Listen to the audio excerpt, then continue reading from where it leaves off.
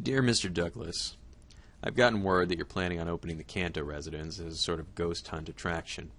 I'm writing this to you with hopes that you might reconsider. I was the one who'd made the report, and I'd like you to know everything was very real. I'd purchased the house from a Susan Canto who desperately wanted to sell it. I knew there was something off by the price tag alone. It was a big house, 3 stories if you'd count the basement, 4 bedrooms, and a spacious backyard with a swing set. Yet it was cheap, and it had been listed for sale around a year. At the time, though, I didn't care. I'd recently started my own reptile breeding business and needed a house big enough to house all of my stock. I contacted Susan, we made arrangements, and eventually we closed on it. I wasn't made aware that Susan wasn't the house's only occupant. The house was pretty creepy at night, being a big empty house with creaky floors and a chilling draft. I found myself getting paranoid even after the boxes were unpacked and the animals were set up like they were back home. At the time, I figured that it was just my nerves. After all, it was an unfamiliar, quiet place, and the house's price was somewhat suspicious. A bigger house meant more space. More space meant more room to store animals. So as long as the issue wasn't something potentially dangerous to my stock, all was well. All was, in fact, well until it came time to go downstairs to feed some of my collection of ball pythons. I am unsure if you're acquainted with the process, so I will quickly summarize it. I feed them live food.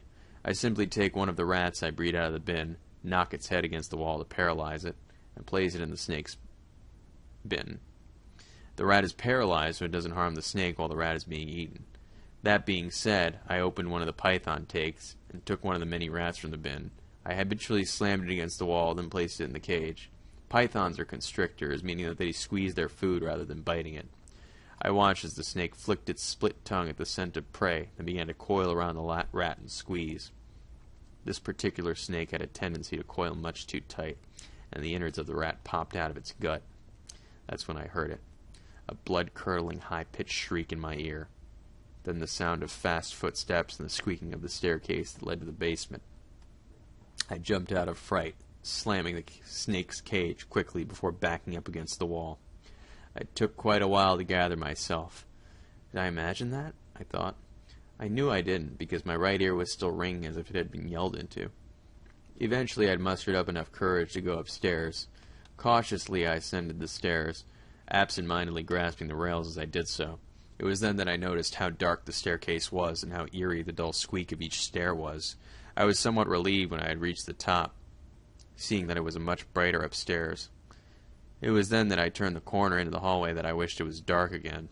A small human footprint was now visible, a footprint made of a dark red gelatinous blood. I felt like gagging. Looking further, I noticed that this wasn't the only print. It stretched on throughout the well-lit hallway and into one of the bedrooms. The small bedroom with the pink wallpaper, to be exact. I recall a foul aroma reaching my nostrils. For a second I wondered if this was what it was like to be crazy, for things to seem so real but not to be. No, I'm not mad, I'd tell myself, before finding it somewhere in me to check out the pink room. Slowly I crept forward. My heart quickened, my skin growing paler as I approached. I had mentally prepared myself for any horrific scene or some bloodied child that might be lying on the room's aged floorboards. If there was something horrendous in there, I'd have to tell the police. I'd have to report it. I felt myself begin to shake. I had to do it. I had to do it. Taking one last breath, I peered into the room. Nothing. I walked into the room. Nothing. I opened the closet. Nothing still. I walked back out into the hallway. Nothing. Dumbfounded, I shook my head. Maybe I had imagined the whole thing. Maybe I did need to see a doctor.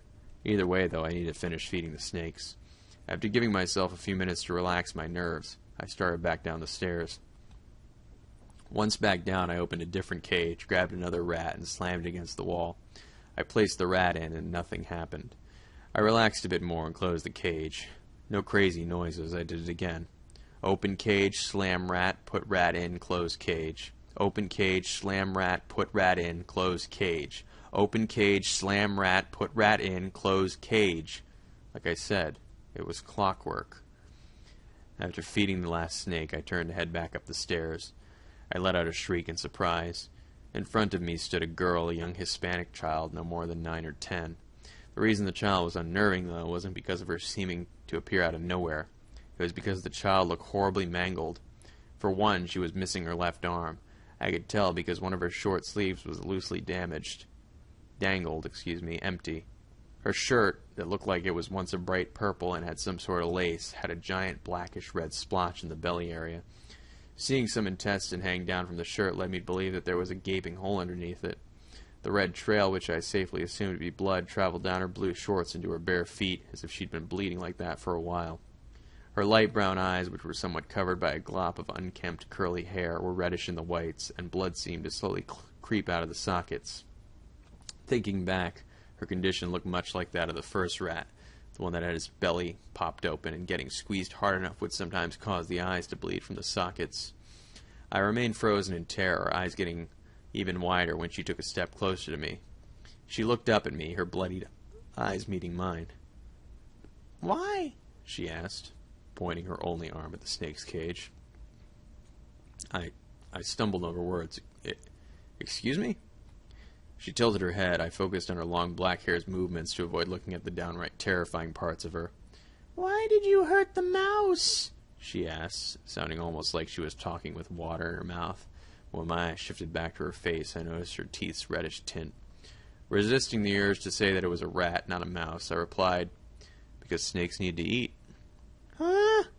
The child turned her head again, eyes now focusing on the ground. I decided to ask the next question. "What are you doing here?" "My name is Laura Canto. I live here." "Are you related to Susan?" Laura nodded, but seemed to be stuck on the last topic.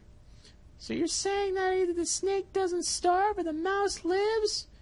I was a bit surprised at this question. "Well, yes, I guess it's either or." "If the snake is the one that wins, I think I want to be the snake. So I think that makes you the mouse." I'd like to say that I did something cool or talked her out of this logic, but I didn't. I ran upstairs, not wanting to be a part of this game of cat and mouse one bit. When I reached the living room, I stopped. She was right in front of the door.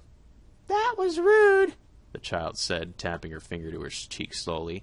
"But I guess you're not ready to see what being the mouse is like. I wasn't either. It's okay, though. I bet lots of people will come to see, one day." With that, she faded out of visibility, and I left the house. Mr. Douglas, I'm ashamed to admit that I did, in fact, leave the animals to starve. I did, in fact, sell the house to you, knowing of the horrible stench and rotting corpses that would naturally have happened. However, had I known you were going to try to do anything other than tear the place down and put a new house on top, I wouldn't have sold to you. Please don't let people go in there to play some game that some demented child wants to play. I didn't try to start some urban legend by leaving thousands of dollars worth of animals to die. Sincerely, Alex Wright.